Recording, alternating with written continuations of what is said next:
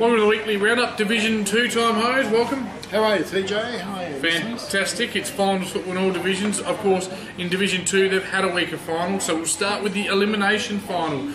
And it was Gazer and Sacred Heart at Clemson Oval. In the end, it was heartbreak for Gazer. Gazer 9-10-64, Sacred Heart 9-12-66. Now, I went past Gazer on the way to my game. I was playing a 2 p.m. game, so I was going past it 1:45. I've never ever seen that many cars at Gazer. So I turned down the side street to get to Payneham Footy Club and lined all the way on North East Road. The car park was full. They were charging to get in the car park. Huge crowd. So that would have been absolutely devastating heartbreak for Jarman and the lost Blues. lost with 10 seconds to go, I heard too. Did they really? A goal from Sacred Heart with about 10 seconds to go is what I was told. Wow. For Sacred Heart, it was Redden with 2, Maroney with 2, Parr, Domenico, Keane, Foster and Vince with singles, Shawnee Tapp, the former Glenelga, the Glenelga long-haired surfer dude man, was best on ground with Domenico, Maroney, Sperling and Potts. So well done to Tappy. Obviously he got married, so married life's probably agreeing with him and I think it's Poppy and Tappy.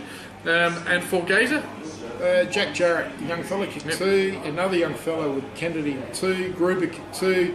Adrian Stevens, Brett Heinze and young Benny Bioli, the big fellow, kicked singles. Better players was Fulton, Gruber, Stevens, Beadle in defence, and Ashley Bruce. We saw him during the year. The lad from Pascagoula played well across half forward. Well done to Jars and to Gav Lauder and everyone out there. You know, what they've done is they inherited a really old list and they brought all the youth through. And they brought through about 9 kids from their under 18s and they're bringing them through on a regular basis. So, you know, it only helps them in the future. You know, you keep all these lads together in 3 years' time.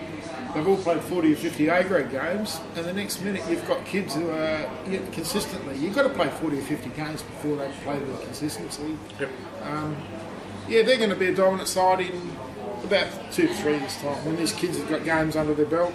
But they had to make the hard call early, and they've done it. And Andrew has played the kids, and they're reaping the rewards and will for the years to come.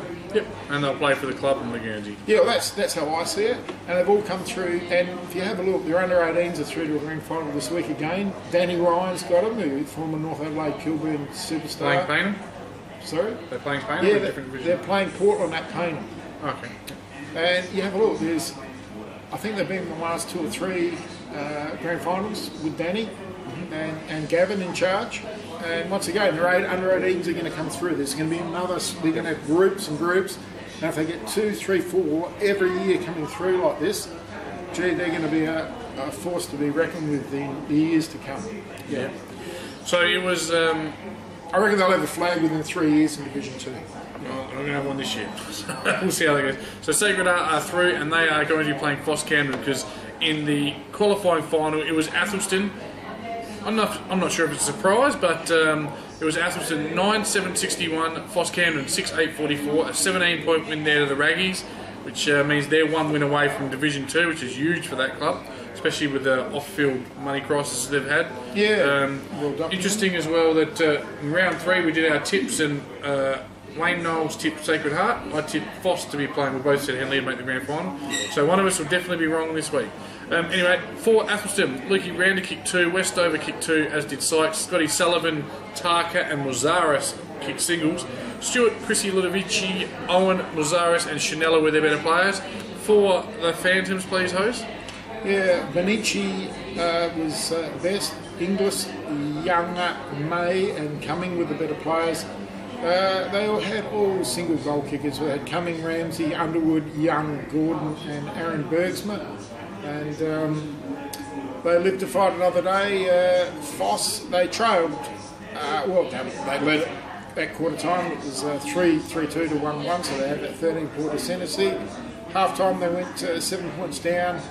Just got bigger at 3/4 time, 14 points, and 17 points just blew out at the end a little bit. Yeah, and I mean they did kick the last goal, Foss. So was it Max Amber though? Athletes can play the ground well. They certainly do a nice big ground, and Foss haven't been able to use their oval a lot because of drainage issues, and they've had sand laid on it. Okay. So they've been off their oval, which that same thing happened to Flinders Park. and well, they're gone as well. So it's interesting when that happens. And I think we said off air, we've seen Atherstone twice this year and they've been beaten both times. Yeah, so we saw them against Only Mercedes, got beaten by about 7, and then Gazer beat them. Yeah, mind you, they were a lot more impressive against Gazer, weren't they? They were inaccurate in front of goal that day. That Probably could have won. So on to this week's game, and we'll start with the second semi-final. It's Henley and Atherstone at Henley Memorial. The winner goes back to Division 1. Henley. Been saying it all year. Henley are only visiting Division 2 for a season, and they will lock that in this week. I think Henley will win this by 8 goals. I don't know if it'll be that much, but they'll win. Yeah. I think I said in January to a few people, I was talking to people in January, I said you can just lock Henley in for the grand final, and then they're going straight back, and whether or not they win on the last day, who knows, because anything can happen on the grand final day, but Henley will certainly be there, and they'll have a week's break after this week too. Carry and Johncock up 4 to be hard to stop. They play their oval well, and they'll be, as we said, we've seen the worst of the Reggies. Obviously the best is very, very good. Yeah, obviously. But I cannot see them matching it with a beautifully balanced Henley line. And I'm bullish on this one. I think Henley goes straight back. Yeah, no, I'm comfortable with that. And in the Knowles Javor Cup, one of us is going to be wrong in this one. It's Floss Camden versus Sacred Heart at To Be Advised Oval. So that just goes to reiterate exactly what I was saying. I actually heard it was at Plimpton. I was talking to one of their players earlier, we interviewed, and they said it was at Plimpton Oval. So yep, so Plimpton just around Camden Oval. So it's at Plimpton because Camden is unavailable, yeah? Is that correct? I don't know. I don't know. I'm getting all sorts of... Both Glenelg Zone clubs, so it's not going to inconvenience either club. Yeah. I think is there another game already at Audi Arena?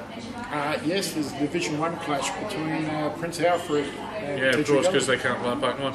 So, well, it is where it is. We, of course, record on a Monday night, so if you're a player watching this show relying on where the game is, you're probably not that organised. Floss Camden and Sacred Heart, your thoughts, mate? Someone's going home. Yeah, I'm going with Floss Camden. I'm going with Floss Camden. Not with any great assurances. I think Floss Camden will beat Sacred Heart, and I think they've been the better side during the minor round. And I think I mean, there was times where they were second, and they are well organised. They weren't that far off the mark with Atherstone. Just fell away at the end. That was at Mixamber, which is a hard ground to play on. Yeah, they won the 2 extra games throughout the season, had a better percentage. Of course, they lost Lockie Button fairly early on, but they had a broken leg. Sacred Heart did, and that sort of dented their real momentum. I'm with you. I tip Floss Camden to make the grand final at the start of the year, so I've got to stick with them. I'll take the Phantoms for mine. Yeah, I think they'll play Henley in the grand final. Yeah. I think Atherstone will play Henley in the grand final, but I think Floss will win this week. Yeah, fair enough. All right, thanks for watching the Division 2 Weekly Roundup. We're back next week. Thank you. And Division.